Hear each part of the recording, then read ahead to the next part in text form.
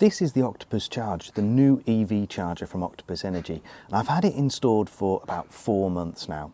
In fact, if you want to see the video all about its installation, then go and check out the link in the description. But this video is all about what it's been like to live with over the last 4 months.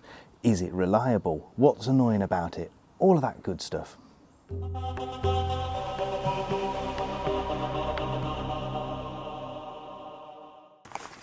And I cannot be crouching down doing this video. My knees are killing me. Right.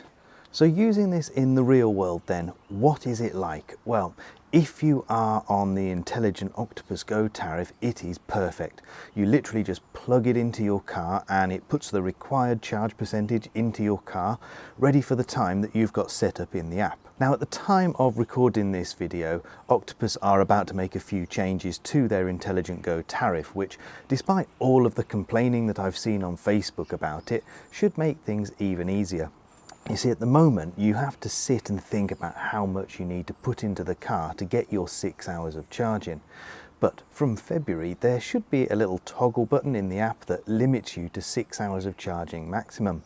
So all you need to do is leave it at 100% required and plug it in.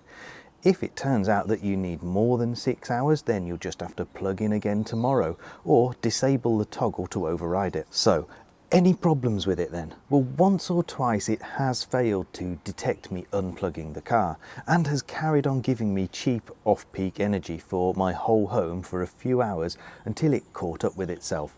That's not really a problem for me as such, getting extra cheap energy, but it is a bit of a bug.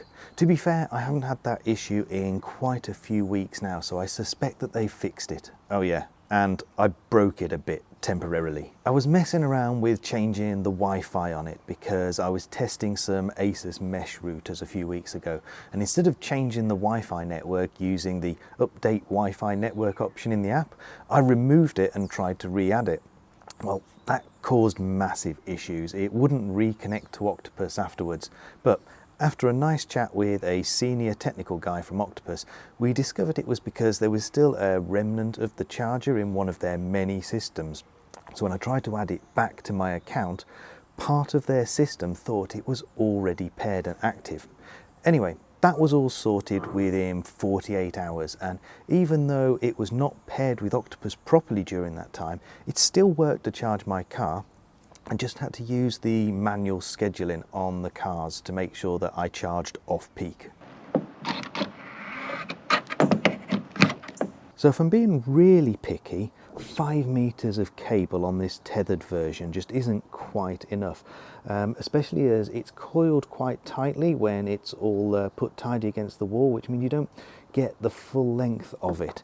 I think PodPoint have it cracked when they supply 7 meters by default. 7 meters is just about right, but this car in this position on my drive, I've got to reverse it in. We've got 2 EVs, so it does make it quite awkward being only 5 meters. It is literally the absolute limit of the length needed.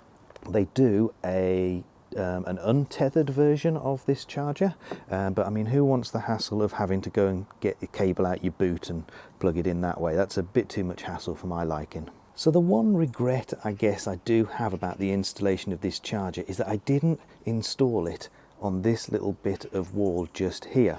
Let me show you around the other side of this wall. That's the consumer unit for the charger. You can see the cables come out down there, through the wall and all the way across there to the charger.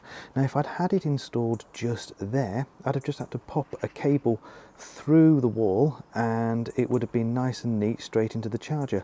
I wouldn't have to have had any of this sort of spaghetti mess down here, but oh well, you live and learn. But what about if you don't want to use the Intelligent Octopus Go tariff? Or what if, with some crazy lapse in your judgment, you decide to leave Octopus Energy? What happens then? Well, that could be a problem.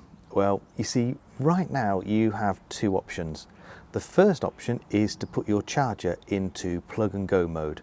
So if you plugged your car in, it would start charging straight away. If you want to do scheduling, then you have to use your car's scheduling options. Feature-wise, you don't get anything in the Octopus app at the moment. Hello, I'm from the future.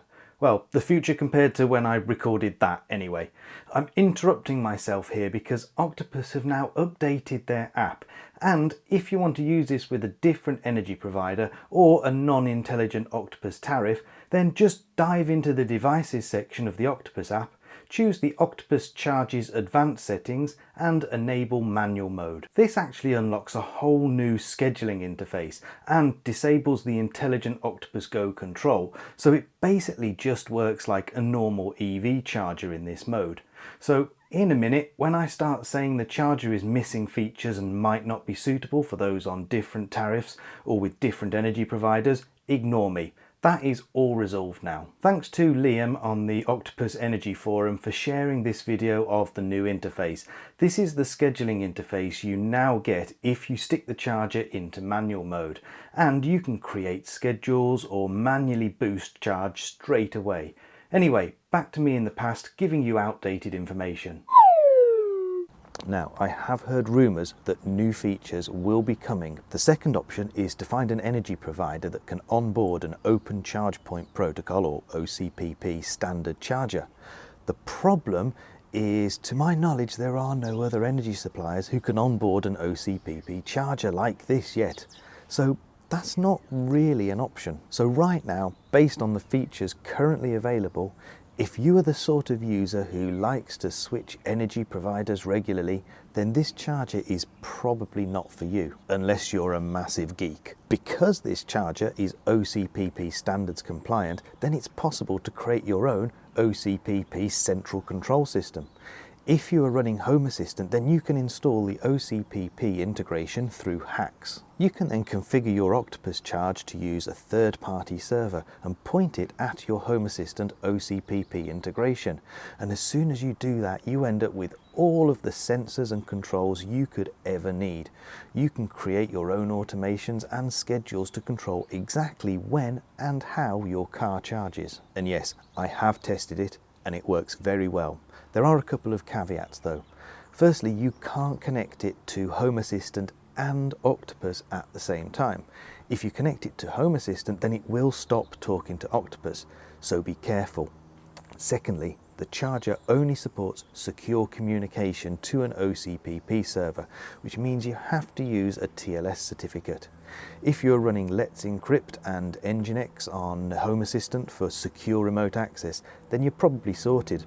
You can use your DuckDNS hostname, and although it has to bounce out and back into your router, it's still sort of fully local. There are other ways of doing this so it's properly local within your network, but they involve more effort. So what if you wanted to monitor it in Home Assistant at the same time as it's connected to Octopus then? Well, you're out of luck at the moment, sadly. Right now, the Octopus API does not expose all of the charger's power and energy sensors, which is really annoying. I've asked Octopus if they're planning to do that, and I haven't had a reply yet. But I've heard from other sources that it is coming. For the time being though, I've had to put a CT clamp power sensor on the cable that's in my little energy meter box. In fact, hang on a second. Let me open my meter box. And in here, you can see I've put a little CT clamp around the live cable that goes to my EV charger.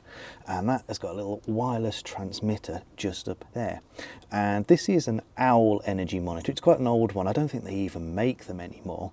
But it is battery powered, because despite this meter box being full of power, I can't really tap into a power supply to power a CT clamp. So if you are planning on getting one of these chargers installed and want to monitor its power and energy use, I suggest you see if you can also get a proper energy monitor installed at the same time. I do wish I had installed something like a Shelly Pro EM that I use for my heat pump and light circuits. Anyway, if you are interested in one of these chargers, then please use my link in the description, which is speaktothegeek.co.uk/EV charger, and we'll both get a £25 gift voucher of our choice once your charger has been installed. Octopus also offer other brands of chargers too, so it's worth checking them out and getting some quotes. Don't forget to give this video a like and subscribe to my channel for free to see more from me. A massive thank you to my channel members and patrons, who I think I'm going to put over there. Thank you to those guys for supporting the channel. If you'd like to support the channel by becoming a member or a patron, then please see the links down in the description. In return, you'll get early access to my videos and some bonus content too. Thank you for watching. Goodbye.